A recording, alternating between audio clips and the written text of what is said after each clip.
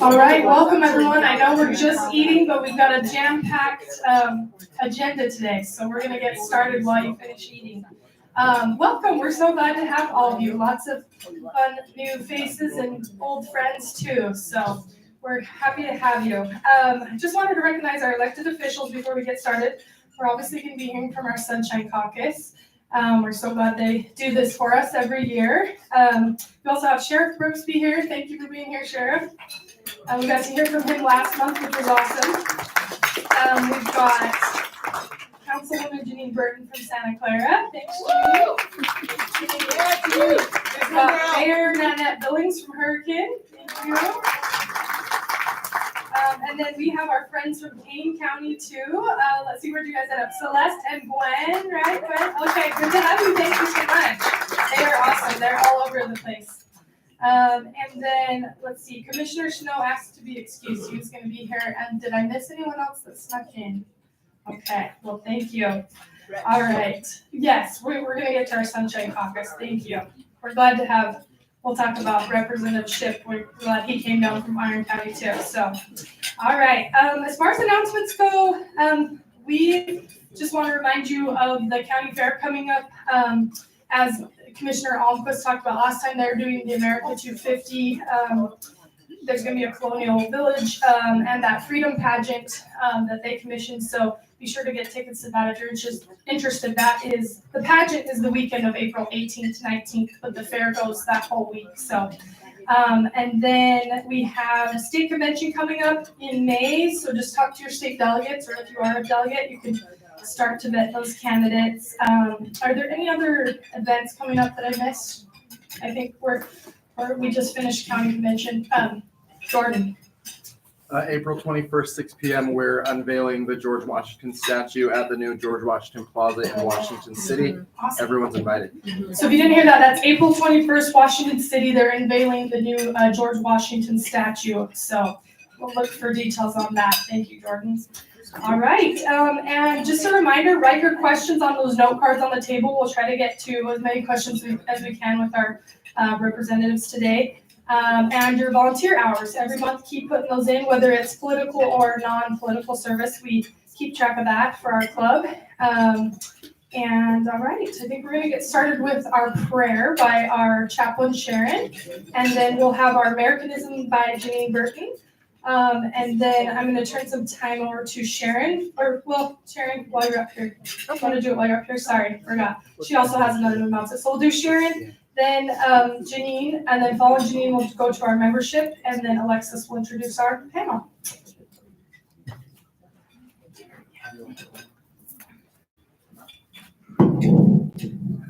Let us pray.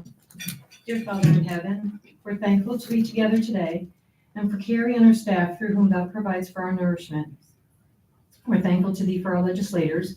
We're grateful to thee for their work this session, and we welcome Senators Ipson and Vickers and Representatives Brooks, Jack, Shipp, and Walter as we look forward to hearing about this year's session. We're grateful to thee for all thou hast done for our country through President Trump and his administration, and through Elon Musk and the Doge team. Father, we're grateful to thee for giving us thy son Jesus, whose resurrection we celebrate this month. Father, we ask thy blessing for our legislators. May they enjoy their time off at home with family, and may they feel recharged to continue their service. We ask thy blessing for President Trump and his administration, and Elon and Doge. May their efforts to strengthen our nation continue to be successful, and may they remain safe as they do so. Lastly, Father, we ask thy blessing for those in the path of yesterday's tornado. May those who lost loved ones and lost homes and businesses find solace in thee as they recover. Father, we humbly ask these blessings in the name of thy beloved Son, Jesus Christ. Amen. Okay, so what Haley was referring to was Police Week, which is part of Law Enforcement Month, which is May. And every year we try to do something to honor our law enforcement agencies countywide. This year what we're doing, if you noticed when you came in at the back of the room, there's a framed item there, a letter to each agency, there will be. And all 10 mats are laid out. So if you can do a little signing on every single mat, I'll have them here again next month. But if you can sign the mats, not you, Sheriff.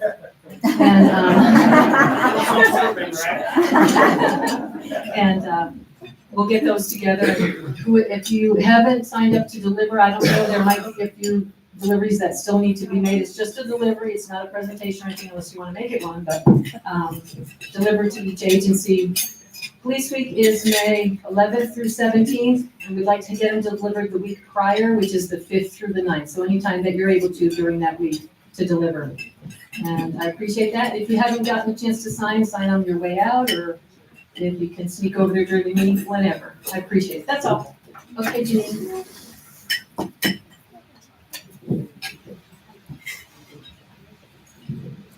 Hello, everyone. March was Women in History Month. I'd like to honor a woman that rarely is talked about, but her courage and her impact lives on today. Her name is Sybil Ludington. Sybil Ludington was the oldest of 12 children, and she worked hard to help care for her other siblings. Her father was Colonel Henry Ludington, the leader of the local militia in New York, in Fredericksburg, New York. A messenger arrived at the Ludington house in the middle of the night. He told them that the British troops were attacking near Danbury, Connecticut. The messenger and his horse were too exhausted to go on. Well, Sybil knew where her father's men could be found. And although very dangerous, she got permission from her father to ride and find the patriots and warn them. She got on her horse, she got the permission, she got on her horse, and she spread the news about the British Army. Sybil traveled 40 miles through rain and mud on her horse. Luckily, she did not meet any of the British along the way, but as she passed the houses, she would yell, "Muster at Ludington's!" And this meant that the soldiers knew that they needed to get back to the Ludington house. Well, what effect did Sybil's courage take? The militia was able to move and force the British Army back to their ships. She was known as the girl Paul Revere. George Washington went and personally thanked her for her brave action. Her town was renamed Ludingtonville, and there is a statue with her on her horse in the middle of that city. And every year, this is where the people meet, and they follow her route and to remember her courage. This is her on her horse. I don't know if you can see it or not, but this is the statue. So I just thought that we would think about the courage it takes for us in our day and the courage they had back then. And I'm grateful to the women like Sybil Ludington who put their courage out there and acted so bravely and had such a good impact even today. Thank you.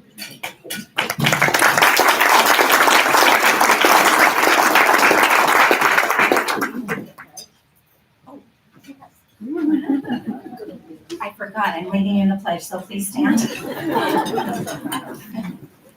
Ready, begin. I pledge allegiance to the flag of the United States of America and to the republic for which it stands, one nation under God, indivisible, with liberty and justice for all.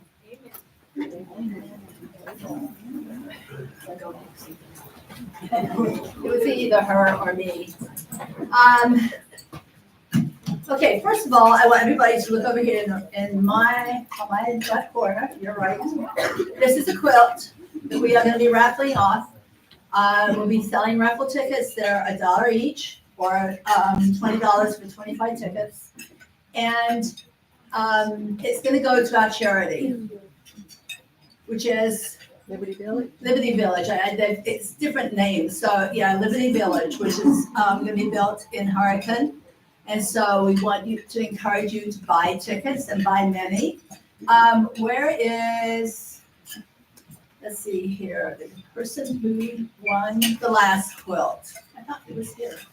Right there, Marshall, Miss Marshall. Could you stand up, please? So this gentleman won our quilt from last year.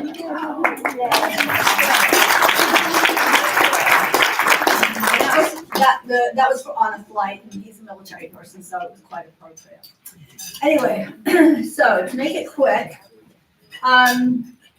we have a new member, Gwen Brown. Is she here? Right there? And everybody gets a badge.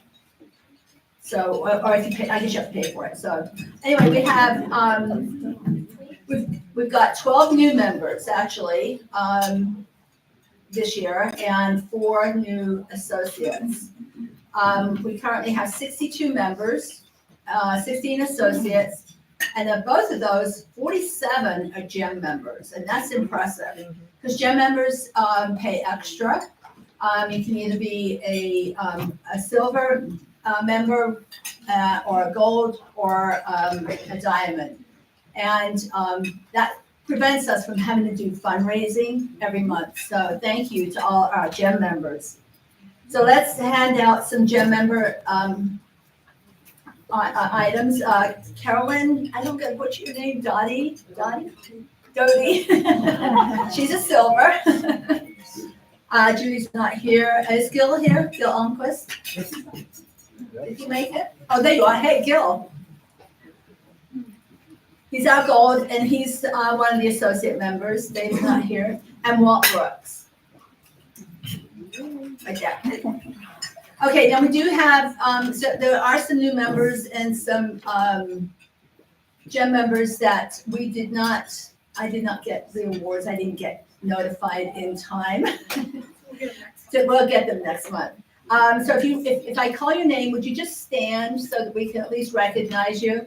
Akima Cardin, she increased her membership to a silver. Carol Hodges, are you here? Carol here? No. Ashley Gomez. Here. Oh, Carol, there you go.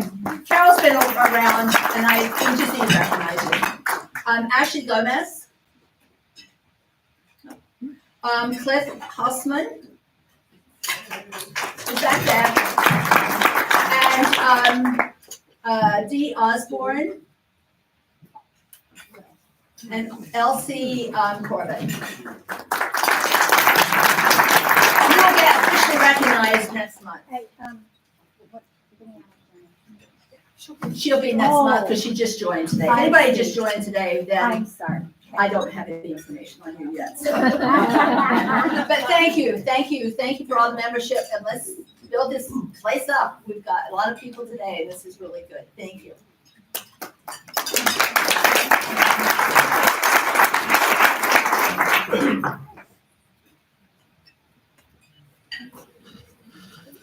All right, I guess we're ready to get started here. So I guess we'll invite our senators and representatives up to their hot seats up here.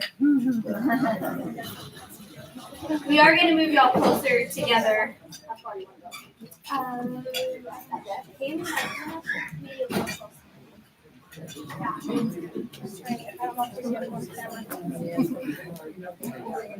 So our plan is, and hopefully everybody's on board with this, we're going to allow them to introduce themselves in case you don't know them really quickly, and then have them talk about a favorite bill of theirs this session, which is probably, hopefully, one of the bills that they ran. And then I thought, when Haley said, we want to have them talk about a favorite bill, I thought, well, that's fun, but what might be even more fun is have them talk about what the worst bill they thought the session was too. So we'll have them think about that. We'll just let them introduce themselves and tell you about their favorite bill, and then maybe I'll get to ask my question after. All right, okay, the remote, that mic's over there, I'll put this one over here.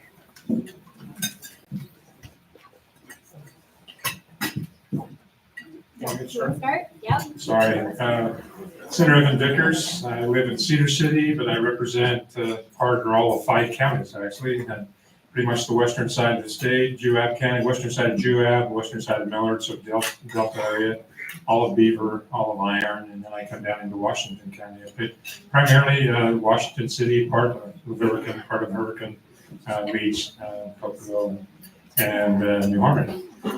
So I am a pharmacist by profession. I've been in the legislature a while. I started out in the House and been in the Senate now for some time. I served in leadership. I was the Vice Chair of Executive Appropriations and also spent 6 years as a Majority Leader. This year I'm Chair of Business and Labor, and I'm also Chair of an Appropriation Committee. I do General Government's Appropriation Committee. We're talking about favorite bill. It's funny, I started at the session, I thought I was only going to end up with 2 or 3 bills, and through various reasons, part of it being, the chairmanships I had and other things and affiliations, I ended up with 16 numbered bills. 12 of them passed. And by the way, I will just say it up front, I think that we run too many bills. I think maybe we're too efficient. The staff, with the electronic age and with our staff doing such a great job, we almost are a little bit too efficient. We have the ability to pass more bills than we probably should. Even though a lot of those don't have a major impact. One bill that I spent an awful lot of time on this year was a little bit of a David versus Goliath, because it was done on behalf of the Hospital Association and small hospitals, especially small medical providers, like the Paiute Indian Tribe, federally qualified health clinics like that in Wayne County and other places.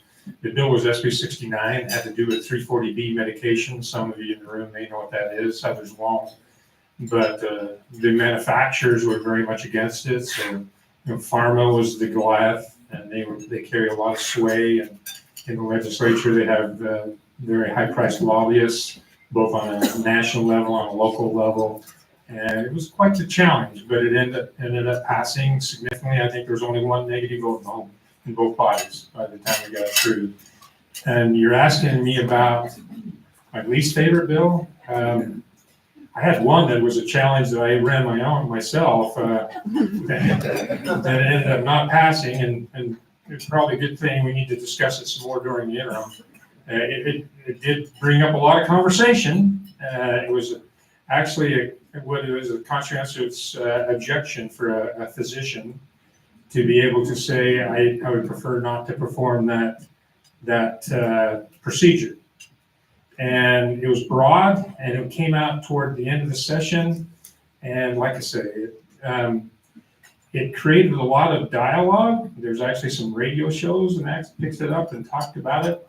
But the bill was just too broad and too late, so it's not going anywhere this year. We are probably going to talk a little bit more in detail about it during the interim, but I don't know if you'd call that my least favorite, but it was one that certainly points out some challenges. I'm Senator Don Ipson. I represent Washington County, from St. George West and up Highway 18 in Enterprise and all the towns in between. It started in the House, and this just finished my 17th session in the legislature. I chair an appropriations committee called Transportation and Infrastructure. If there's highways to be funded or buildings to be built, it comes before that committee. So, talk about my favorite bill. The one that impacted us here in Washington County a great deal, and the whole state. It was a child torture bill. Eric Clark and put a lot of work into that bill. Christy Pike from the Children's Justice Center put a lot of work into that bill. And it passed almost unanimously, clear through the committee, the third reading in the Senate and the House. And maybe go over to there, but that is, you're aware, the torture bill provided a mandatory sentencing, which they never had before. These parents, if they'd never been charged with anything before, there wasn't any guideline for the judge to sentence them. He could actually set them free, probation. This changed that and made it a 10-year mandatory sentence with give the judge discretion of 7 or 5 years. But it put some teeth in the law, and just, I can't get my head around how a parent tortures their own children. This is, hopefully will stop that. And least favorite bill, I guess I'm not going to give you one. Hello, everybody. I'm Walt Brooks. I live right up the road here, and I represent St. George and Green Valley up to Enterprise and Denlock. And I've been in this position for 9 years. This was a really different session for me. I got a new assignment. I'm over the appropriations and the budget. And so for 5.5 weeks, I'm in a room. I'm just help with 2 other guys looking at spreadsheets all day. I think Neil would like that job, but You realize how important it is. I just hope you realize how important it is to have Walt where he's at in that position. He's actually the only one in leadership on either the House or the Senate side from Southern Utah. And so it's really important we have him there, and he did a great job too, by the way. So we need to, if nothing else, thank him for the job he did. thank you, but everybody has their role and do a great job. But we were able to do some things for Southern Utah, like keep our helicopter here and keep that funded. That's $1 million a year, and some other things that came to Southern Utah and the county commissioners needed for Zion to keep our economy going. So it's nice to have a voice off the Wasatch Front in leadership and be able to try to move the needle there. I have lots of favorite bills, and usually they're the ones you work the hardest on. Like we had an HOA bill, Neil had an HOA bill, and then so the big developers come after you for that.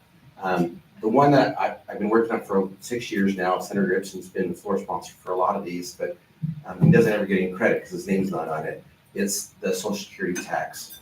And this year we raised the threshold up to $90,000. So if you're retired and you make less than $90,000, you pay no tax on your Social Security income.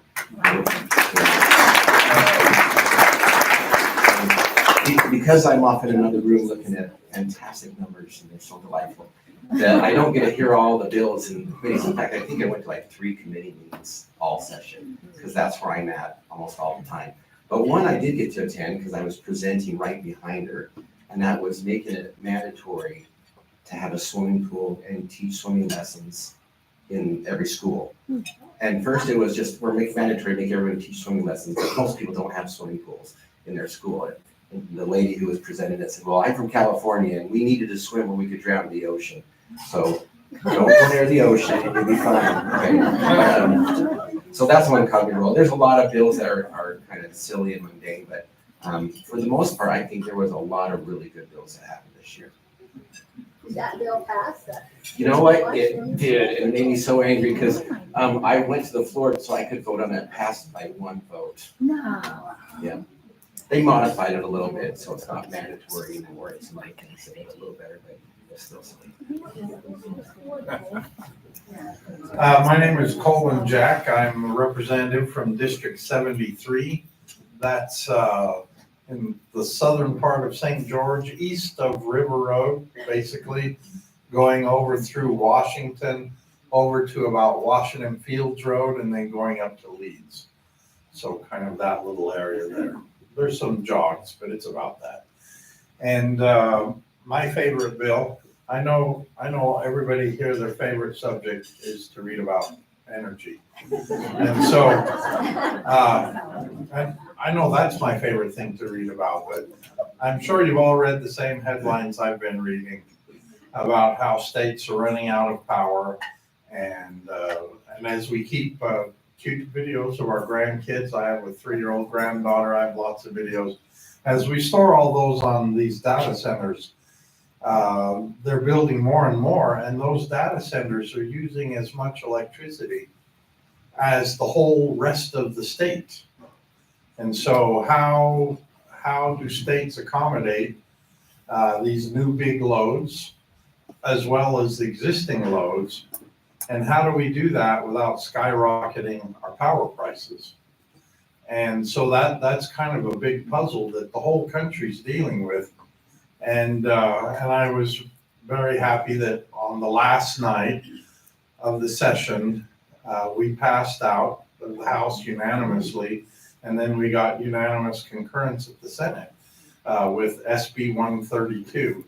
And I probably spent 75% of my time in the session working on that, working with our Senate co-sponsor, Senator Sandel, and Representative Walter. He was kind enough to come and back me up, so when I was facing a room full of lobbyists, I didn't get beat up because I had Representative Walter with me. And we had the Speaker of the House was very supportive. We had the support of the President of the Senate and the Governor.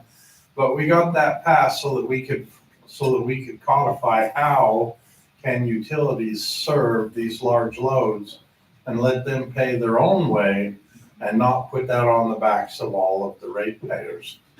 And then another related bill, and I'm not cheating too much, but it was Representative Walter's bill, HB 70, that will allow the state of Utah to keep the IPP power plant up in Delta, which is about half of the generating capacity in the whole state. We'll keep that. Thank you. And 97% of IPP has been sold to California of the energy it's been generating since the 80s. Now all of that energy will come back into the state of Utah. So now we not only saved it, from demolition, but we're bringing it into Utah. And so that will provide for some energy security going into the future. Whereas the rest of the states, I know all the same energy news I read, you read. The rest of the states have not cracked that nut, and their rates are skyrocketing. So those were my favorites. I guess my least favorite, real quick, I chair the Public Utilities and Energy Committee, and since it's Public Utilities and Energy, we get all the gun bills. And so, is that right? Representative Shipp is on the committee, so is Representative Brooks on the committee, and so we hear all the gun bills. But one gun bill that came, we had to kill. It was HB 387 that was banning bump stocks, and so that was probably my least favorite. But I was happy that it came to our committee because then we killed it right there. My name is Neil Walter. I represent District 74, which is the western side of Washington County, Santa Clara, Ivins, Sun River, and then Desert Color, kind of the west side of St. George. And first of all, I will be Representative Jack's wingman anytime.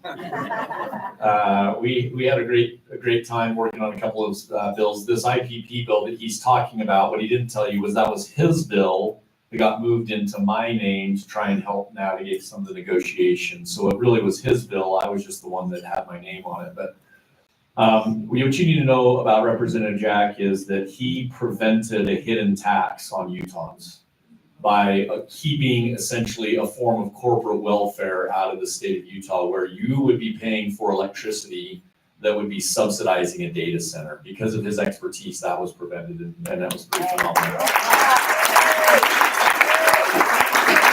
I just want to acknowledge that there's a lot of collaboration. We had a lot of really good work. I was able to work with Representative Brooks on some HOA issues and Senator Ipson on HOA issues. We had another bill that Representative Brooks was really instrumental in getting property taxes lowered in the future. He actually opened that bill file. We transferred it to somebody else and moved that through. That was a really great bill. I had the opportunity to work with Senator Vickers on some really important short-term rental legislation and retail tax incentives.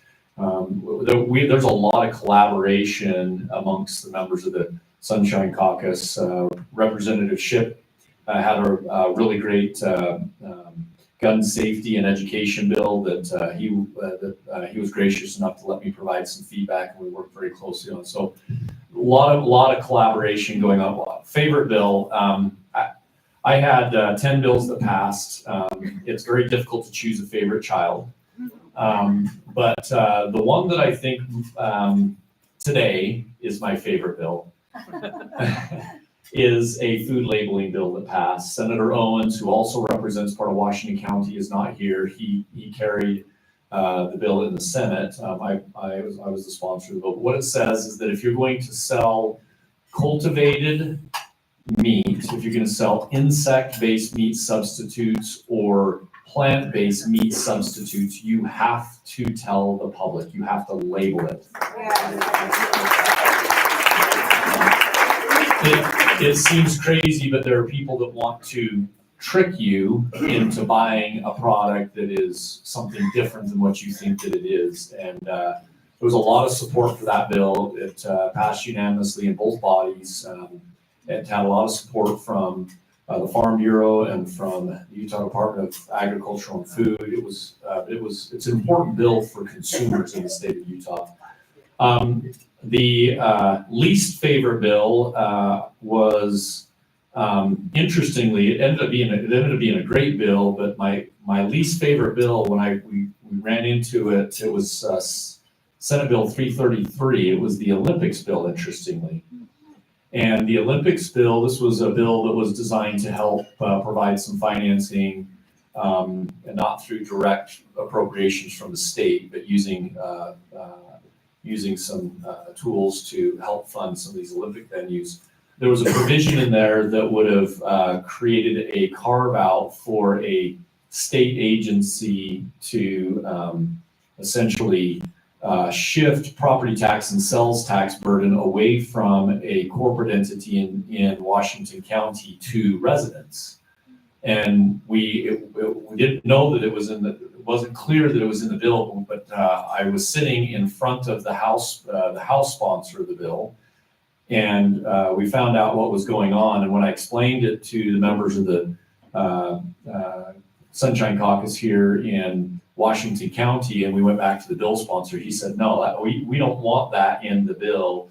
We went back and worked with the Senate, got that provision out of the bill, but it would have created, again, a hidden tax where your property taxes would have been higher to subsidize a corporate benefit that we were able to get out of that bill. And so after we got it out, it was a fine bill, but when it came to the House floor, that was probably, that might have been the one that I was most frustrated with. So. Yes, I'm Representative Rex Shipp. I represent Iron County. I share Iron County with Representative Albrecht. So I cover kind of the east, southeast side, Canaroville, Cedar City, Pearland, Periguna, Bryan Head. Carl's got Enoch and everything west. He's got the biggest landmass. So I've just finished my 7th session as a House representative. And it's always exciting stuff that happens at the legislature. One of the things I do have to say, as has been mentioned already, is we really miss having both Senator Ipson and Senator Vickers on executive appropriations. That really hurt Southern Utah, and when we lost them, we fortunately got Representative Brooks on there to help us on the executive appropriations side. That's really important. But I serve as the Vice Chair of the Natural Resources Standing Committee. I'm on Public Utilities and Energy and Guns with Representative Jack. We should call it the PUEG committee. And that's been great. I also serve on the Natural Resources Appropriation Subcommittee. So I'm kind of in that natural resources area. I passed 4 or 5 bills. I ended up filing about 8 of them. One was an election bill. And what's interesting on the election side is the bill that we did pass, HB 300, when it was finished with all the different substitutes and everything, when I think we ended about 4 substitutes, but it would have had more substitutes, except Representative Burton held the bill. It was circled on the House floor for weeks while he was working on different things. But it started out a lot different than it ended up. I mean, totally different. And when it finished up, it ended up being almost exactly like the bill that I filed. And of course, if we'd have started there, we made it ended up, having a weaker bill there. But I like where that bill ended up. And we can probably have some more discussions on that as we go. But I have kind of two favorite bills. One is an urban farming bill that I passed, which if your county has passed an ordinance to allow urban farming, if you produce, you have to, it's on land that's between, you have to have at least 1 acre, but less than 5 acres, so it doesn't get into the green belt stuff on larger properties. But if you produce at least $1,000 per quarter acre per year, you can get a more favorable assessment on your property. It doesn't include your home part, but just the land side of it. So it's kind of there for food security in our state to encourage people to do high production vegetable or cut flowers. There's a lot of things that you can do with that, and it kind of encourages them to then help them out.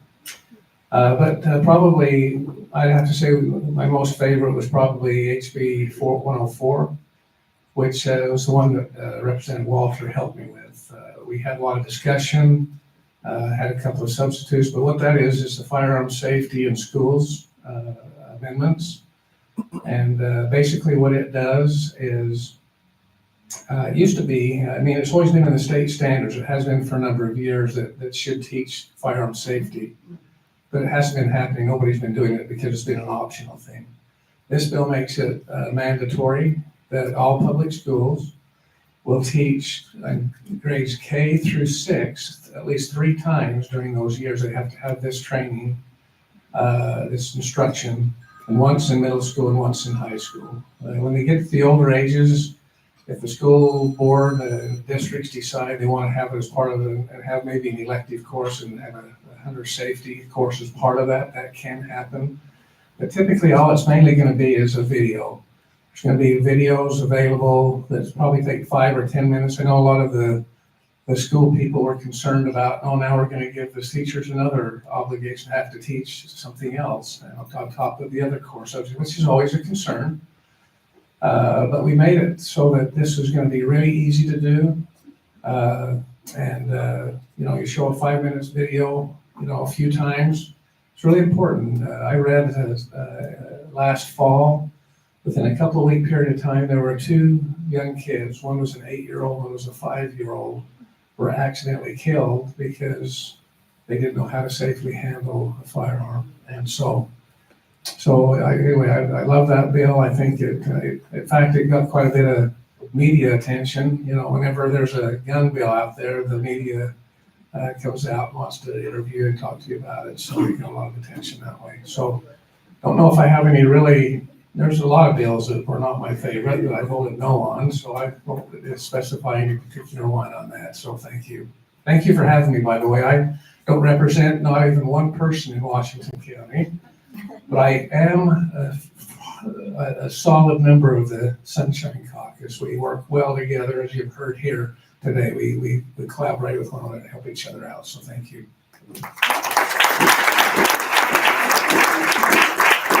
We were glad you would make the trip down here too.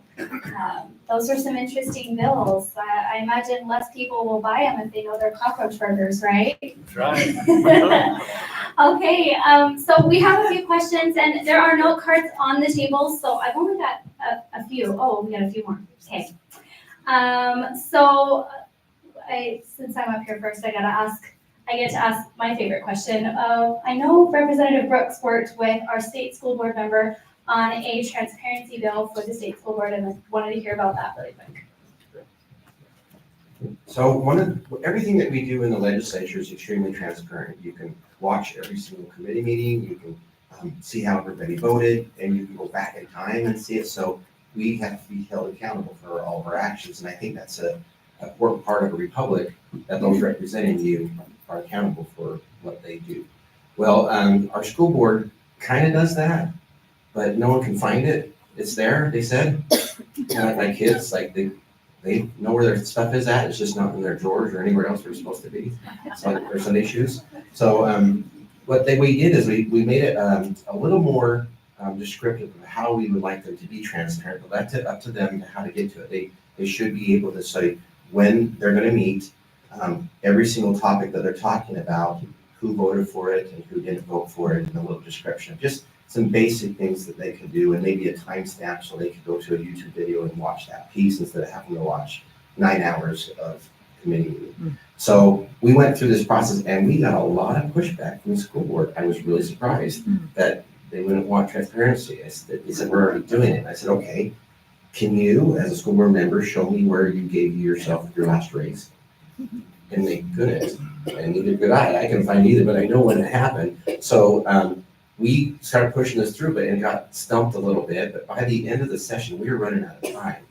So I worked with another representative that had a bill in the same section of code, and we took my portion and put it in hers as well, so we could get it through the process. And I think when it came to the Senate, you guys knew about it because they thought that was playing a trick. But the reality was, it's not the trick, because we don't do multiple ideas in a bill, like you see in the federal government. It has to be in the same section of code, and hers was dealing with that, and so we just added into my little piece, which is about 5 lines, to make sure that our representatives are being accountable, or we can see what they're doing, so we can make adjustments when necessary. Well,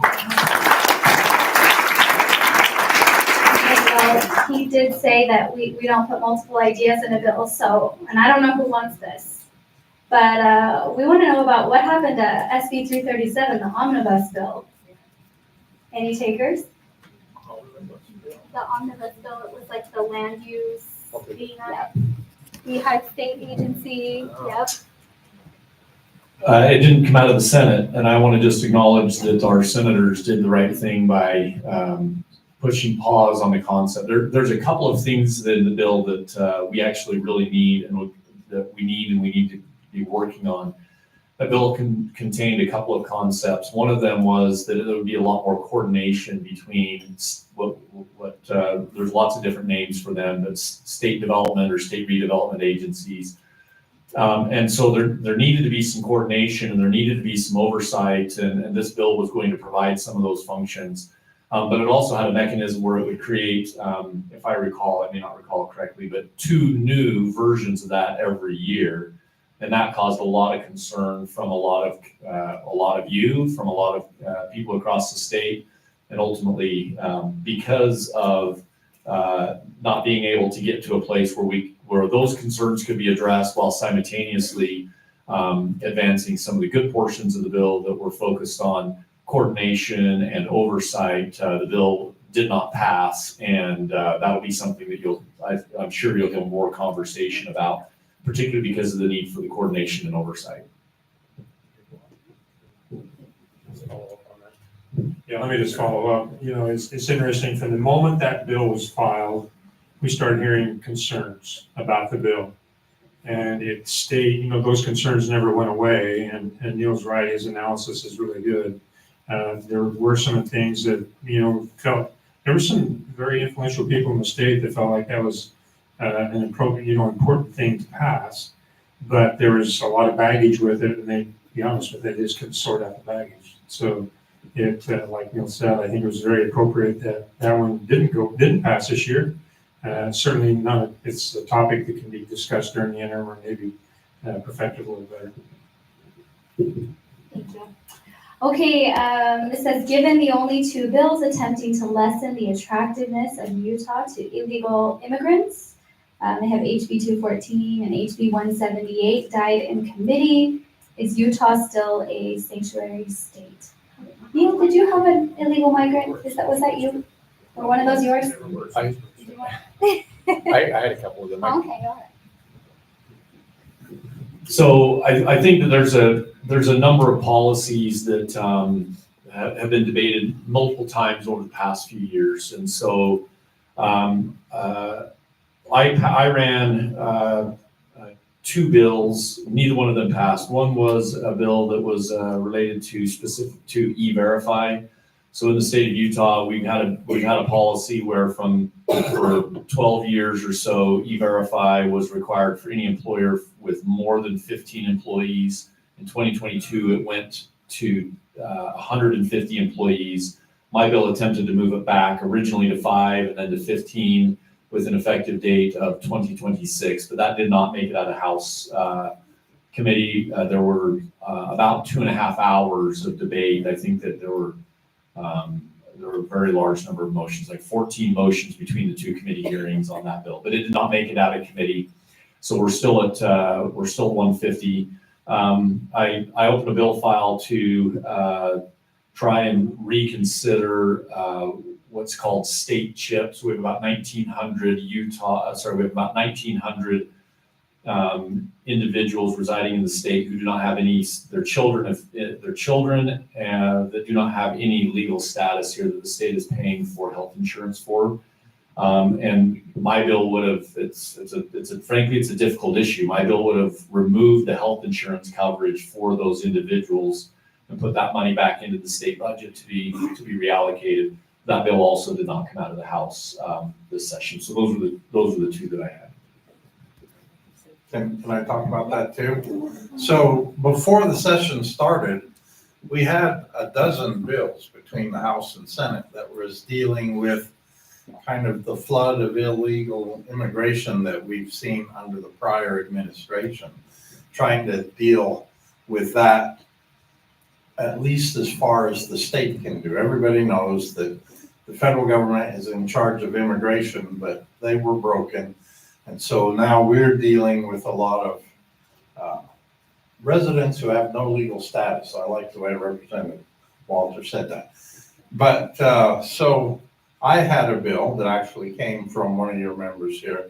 They suggested I go follow a bill that Texas had put in. And so I started there. But then as we got into it, we found that that bill was tied up in court. And so if we ran the same bill, we would also be nowhere. So, but that bill had two pieces. And so we said, well, part of this has been a law in Florida for a while. Let's take that part that hasn't been challenged in court and run with that. So that was HB 211. And as I got started on 211, there was a Senator Musselman, who had Senate Bill 90, and his was essentially the same. And since out of those 12, let's call them public safety bills that deal with illegal residents, the majority of them were in the House, and they wanted to start more in the Senate. So we, Senator Musselman and I merged our bills, but we ran his number so that they had some start in the Senate. That was SB 90. And what that did is we dealt with the issue of people who come to America, they're breaking the law, but they're careful to commit misdemeanors. So when they get caught, they get released, and maybe they get deported, maybe they don't, but they don't get held in jail and they don't serve any time.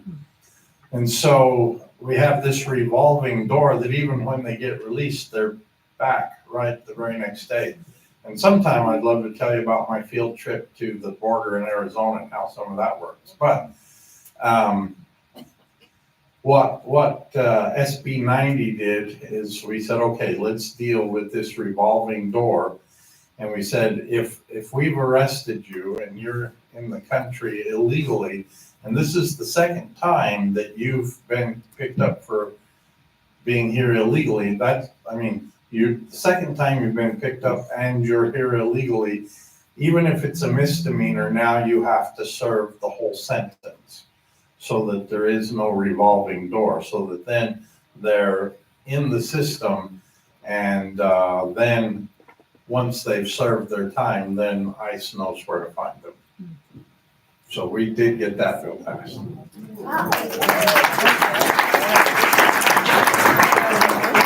Alexis, if I could just follow up on that. Yeah, there were a few bills that passed in this area. Colin mentioned SB 90, which he explained that very well. HB 183 was one that if an individual was pending asylum or temporary protected status, they're restricted from possessing, or purchasing or transferring or owning a dangerous weapon. And there's some other things related to immigration, not totally, but still related. and that is with drug trafficking, is now a first degree felony for felonies for producing, manufacturing, or distributing fentanyl, and then also HB 38, which increased the enhancement for related to gang activity. Now, not all of those individuals involved in those crimes are illegal immigrants, but there is a high proportion of them that are. So. Oh, if we're a sanctuary state, We're not. we're not. Never have. Okay. During sessions, can we reduce the amount of bills presented, putting more laws on the people, cleaning up and enforcing existing laws, thus creating less governing over the people? Who wants that? I'll take that one. We do run too many bills, but you gotta remember, to do away with the bill, it takes a bill to run it. I mean, that's the statute. In order to eliminate a statute, you've got to run a bill to do it. And there's some of that. A lot of the bills that are run are to fix something of an unintended consequences in prior sessions. And to make a bill better, hopefully. And we do run too many bills. I'm not the guy that runs a lot of bills. And, there's some of those guys that will run 30 or 40 bills. And I don't know how you manage that kind of a bill load and do it justice. But we do need to decrease, and I think there's too many bills run connected to education. I think there's just too many bills. The guys think they know more than the educators, and I'm sure we do. So we got to work on that. And then Senator Vickers talked about efficiency. We've got a staff that is absolutely unbelievable. The work that those people do. So you got a bill ready to run in an hour, and you need an amendment, or you might need an amended bill. Those people go to work, and they have the bill online and ready to run. I've never had to wait with an amendment or an amended bill on the staff, ever. And toward the end of the session, it gets to be a real crunch time. You have to really work. There's a lot of bills, and it's moving fast. And those people, I don't think they get near the credit, and I don't think they make near enough money for what they do.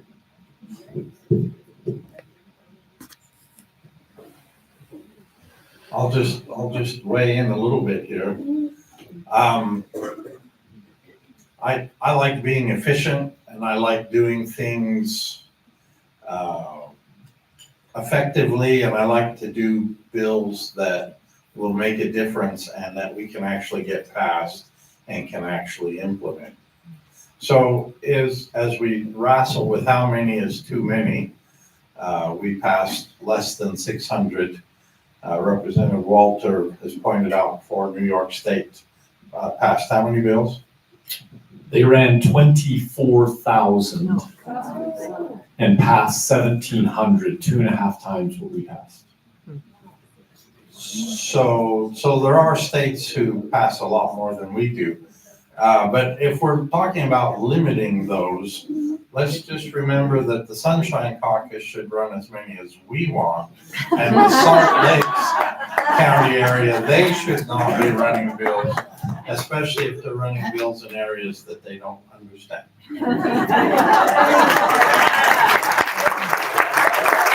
Senator Vickers says we should run a bill for that. I'd also like to add that it's important that you realize what Senator Ipson was saying. Many of these bills are protecting you as residents, right? So just think about this. It's ridiculous that we had to run a food labeling bill so that you don't get meat substitutes that you don't even know you're purchasing. We ran a bill to protect your right to have an open house, to sell your house. This is ridiculous. Why do we need this bill? The reason why is because we have a municipality that threatened to put somebody in jail and fine them $1,000 a day over an open house. So we have to run a bill. So I know that I know that there's a legitimate concern about the number of bills, and we're concerned about it too. But you have to remember there's a couple of things that are very unique about our legislative process. The first one is single subject bills. We can't combine all these bills, and we ought not to. The second one is when you start looking at a very large number of these bills, they are protecting you, right? They're protecting kids. They're protecting your home, your ability to own a home. We ran one this year. Again, Senator Ipson helped me out on this, but this bill, if somebody, there's what's called fraudulent deeds, where people are stealing people's homes by transferring ownership of the home illegally. Well, we ran a bill to accelerate the return of the property to the rightful owner. And so the challenge is a lot of these bills, when you say, well, should we not run that one? The answer is no. There's a problem out there that is hurting Utahns. It's hurting Washington County residents. And many of these are either repealing laws or they are protecting residents. And we have this single subject rule that keeps us in our lane. And so I don't want to apologize necessarily for the number of bills, but I do want to acknowledge that there's purpose, and we're trying really hard by combining things into that are similar subjects. And we're trying really hard to make sure that in the name of not running bills, we're not allowing your rights to be trampled on. So, can I make one comment as well? And I appreciate everything that's been said, but I represent a certain number of constituents. Each House district is about 43,500 people. I know the Senate districts are much larger, but most of the time I'm running bills that my constituents want. And so I've heard people say, we ought to put a limit on how many bills you can run. Well, I'm only running things that you want if you were my constituents, and I shouldn't be, held up for that reason. But I am aware, I think we need to work on that. I know the speaker early during the interim last year talked to us about, we need to be careful and not run so many bills. But then, like Senator Ipson said, you have some that show up running 30 bills. I don't know how they do that either, but I only run a handful usually. So I want to make a comment about a bill, just as an example, and it's a big deal, except it was a big deal. A few years ago, I had the fleet manager in Weaver County come to his county commissioner and said, hey, the state requires us to put these stickers on license plates. They don't pay a fee for it. They just have to put a new sticker on it every year. That's dumb. And he come to me and I said, well, that is dumb. How come we didn't think of that? I talked to Courtney, who was then the fleet manager at St. George City, and it took them, they didn't work on it every day, but it took them 90 days to get their fleet moved with these stickers put on. They don't have to pay a fee for it. You just got to fill out the paperwork and put the sticker on. We eliminated the need for that sticker. I thought maybe the tax commission might push back, and it was fun because the lady that was run that part of the tax commission says, yeah, I think that's a great idea, and while you're at it, here's another sticker we require on commercial vehicles. I don't think we need it. And we did that. So sometimes, do you have any idea how much money that state of Utah, school districts, counties, the state vehicles, all the city vehicles? I mean, that was huge. And all because some guy that had to do that said, this is dumb, and brought it to us. So sometimes there are really good bills. Just out of curiosity, were any of our Sunshine Caucus bills vetoed? Anybody have a bill vetoed? No, we would. Okay, all right, you run good bills. They better not. Law without signature. Oh, one went, oh, let's hear about the one that went into law without a signature. That was the one I discussed, the SB 69. It had to do with providing resources for, like I say, small healthcare entities to continue to stay in business. Small hospitals, and even and the larger hospitals, use the money that they gain from 340U medications on charity care. But pharma is a very powerful tool, and they put a lot of pressure on the governor to veto the bill. He ended up not vetoing the bill, but he did allow it to go into law without signature, which means it is in law. So. Glad to hear that it still went into law. That's great. Okay, I have an entire pile of this question on here. So what would you recommend the Republican Party should do differently to lessen the effect of SB 54 destroying our caucus convention system? Clearly, there's a whole pile up here. We'd love to hear your thoughts.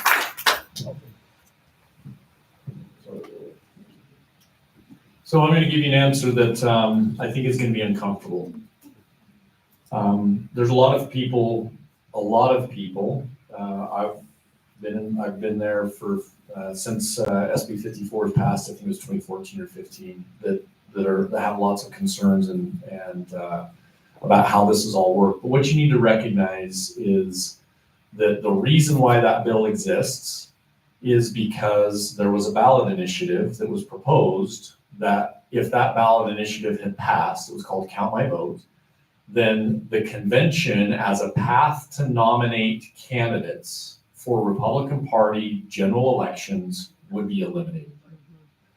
That ballot initiative had the votes, and SB 54 was the essentially negotiated settlement for that issue. You need to realize that Count My Vote is still organized. They are still concerned about candidates having access to the primary ballot through a means other than the convention. And any legislation that we've proposed to try and, I'll use this term loosely, eliminate or modify or change SB 54, essentially comes with a threat to eliminate the convention altogether. And the problem is, in Washington County, that probably would never have a chance of passing, but it's a statewide issue, and it will pass statewide. Let me explain why, just roughly the demographics, okay, of the electorate. 25% of the electorate are registered Democrats. 25% of the electorate are registered, or not registered, they're independents, who frankly would love to be able to vote in the closed Republican primary.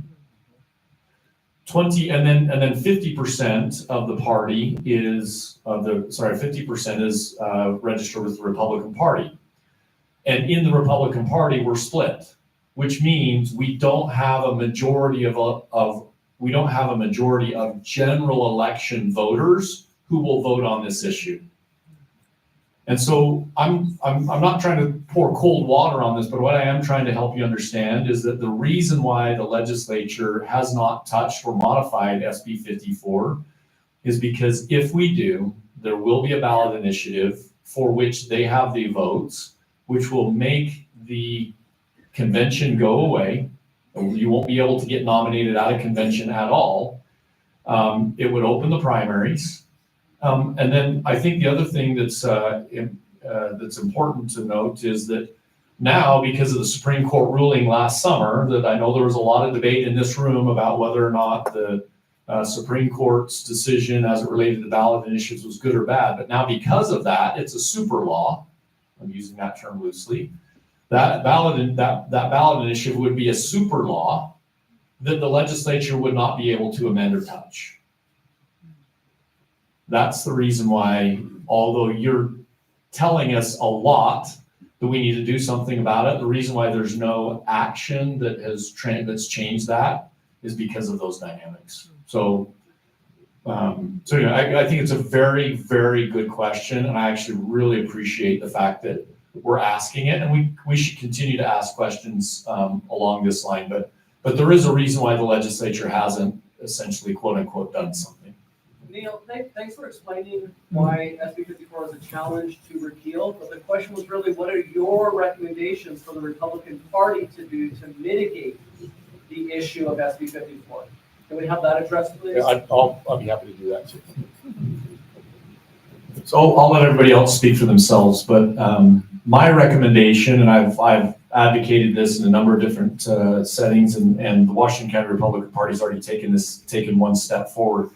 That's to make the convention the best way for somebody to get nominated, and one of the ways to do that is to frankly reduce the threat of eliminating qualified candidates at convention.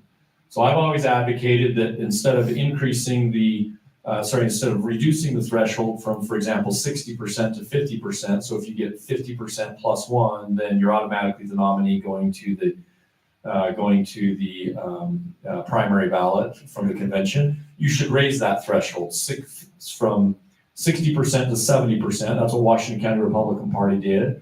Maybe even from 70% to 80%, right? And make the threat of eliminating qualified candidates at convention less threatening, so that qualified candidates are not feeling essentially incentivized to collect signatures. That's my recommendation. There's a lot of good ideas out there. That's just one for me. I can add a little bit to it. Before the session, the Deseret News did a really good article, and I was reading it, and it's fairly lengthy, but it was a good article. It asked the question, who was the party? So the question was asked in the article, and just asked, you kind of ask yourself your own opinion on this. Is the party only the delegates that go to the convention, or is the party the general Republican voters, all of the electorate? And so that's a good question to ask. If you happen to believe, like I do, that I think it's all the voting public that are Republicans, then my suggestion is, what can the party do to represent the electorate, okay, to represent those voters? That was what the convention was originally intended to do, and did for a very long time. That we nominated people in our local caucuses. They went and represented us in the convention, and therefore we had that Republic connection. At least from appearance, there seems to be a little bit of a disconnect there. And maybe it's just a passage of time from 2014 on, but I did a poll this year, a survey. I got 1,300 respondents, so it's pretty good poll in my district.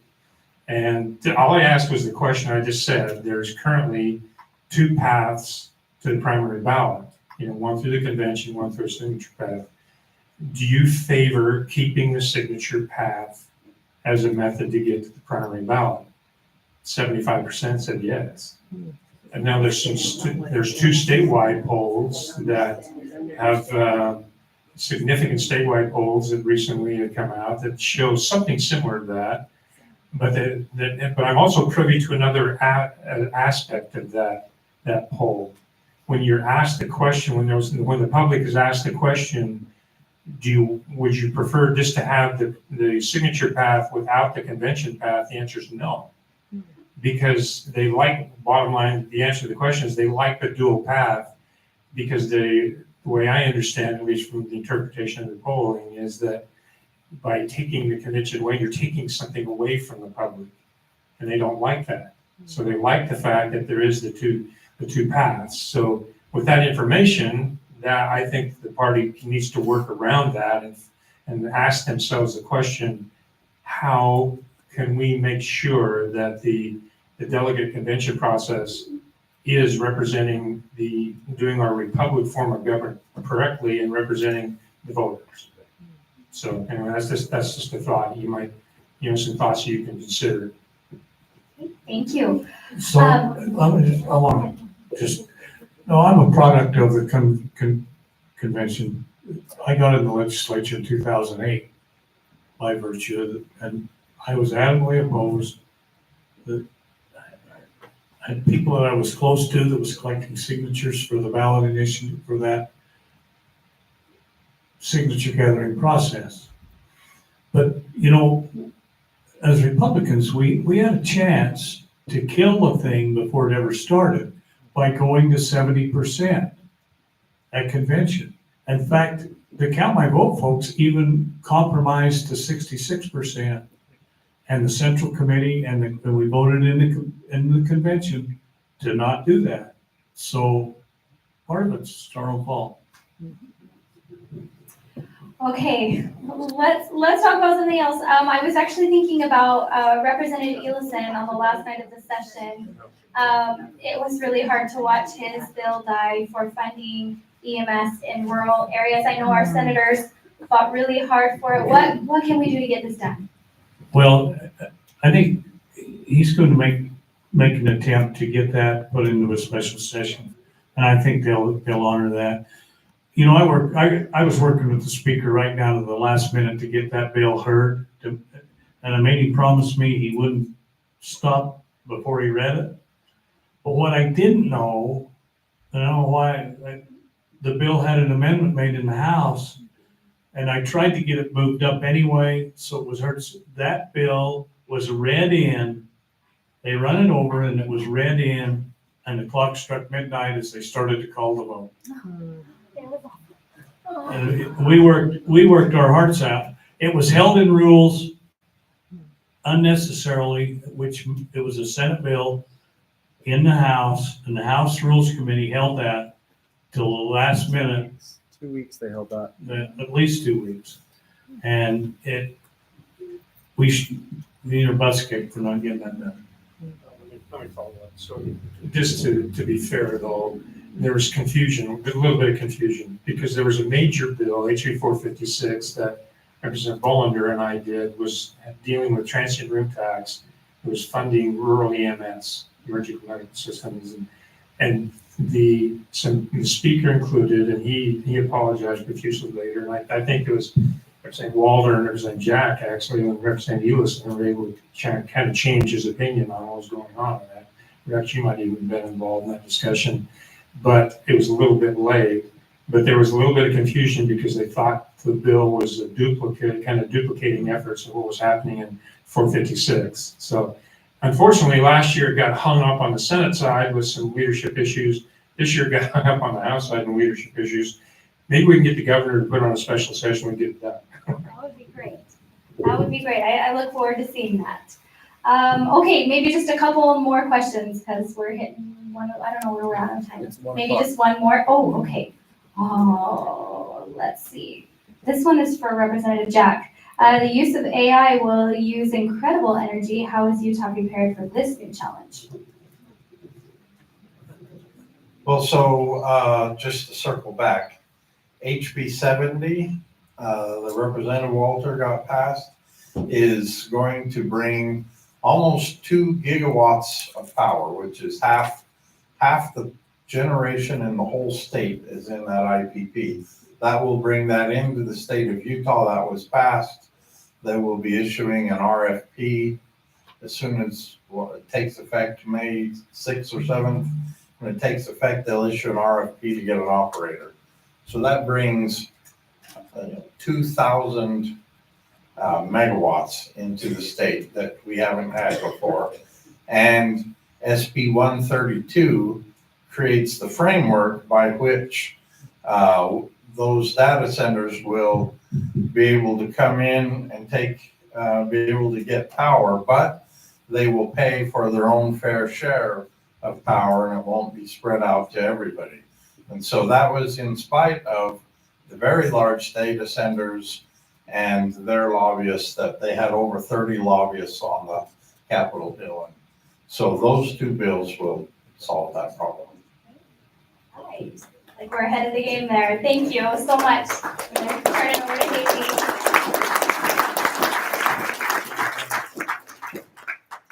All right, thank you. We have some great representatives down here. We appreciate you guys so much. And if you haven't participated in the process, I encourage you to follow the committee hearings, give your public comment, talk to these guys if you have a problem you want solved. We had a bill with Colin we're still trying to get the best laws to protect the kids against adult content. We're still trying to get that through, so maybe next time. But anyways, let's give them one more round of applause.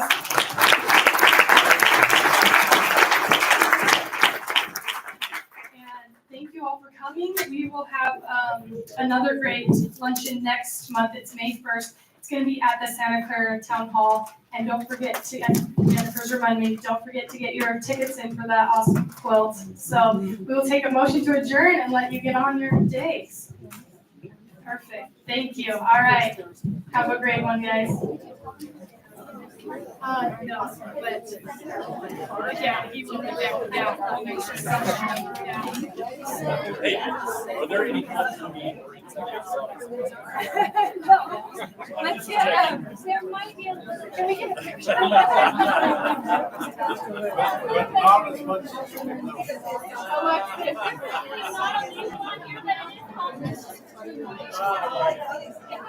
Thanks, Haley. Yeah, thank you so much. Thank you.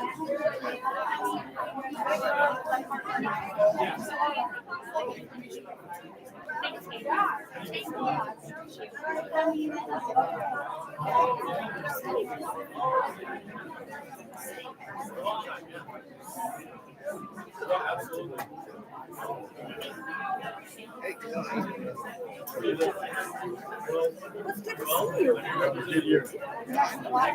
I always wrote my guys when we talk about the bill because it's the laziest thing to say. It means that they don't know what bills are. Like it was harmonic and everything. Yeah. Probably about 20, 30 days.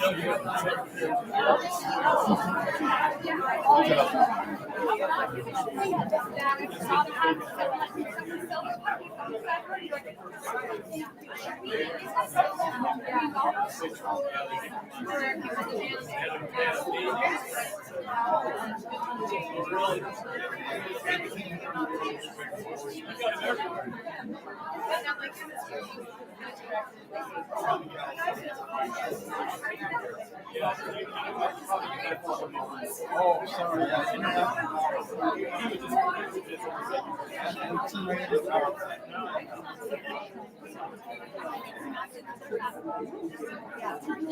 Very good. Good to see you. Thanks for saying hi.